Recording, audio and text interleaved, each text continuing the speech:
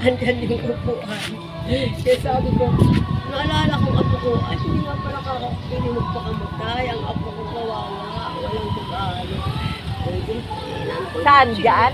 Ah? Diyan? Atin na ako magpakamatay. Ay, kasi nahihirapan ako sa mga pero mo, araw-araw ka naglalakad. Hindi ka naman lagi makakakuha ng pera mo sapat. Kasi 50 lang. Ang mayroon yung 50, kulang lang yun. Eh, diba?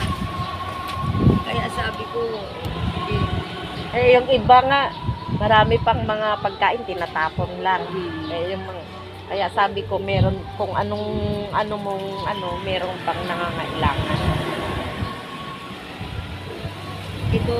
Itong kaharap namin, Purito siya. Purito. Kapatid yan ni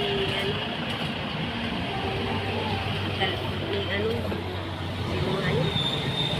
Guwapo. Wapo. Kapatid yan, hanggang doon, magkakapatid sila. Pero ito na sa gitna na ito, bagong gawa lang yan, hindi yan. Una, Hindi lang na. hindi nga ako makahingi na ng ulam. Kasi laging katiran, sila din daw, walang din ulam. Hindi rin ako, pag ako nanghihiram ng pera dyan, wala daw siyang pera. Kasi, masahe daw ng apo niya, baon.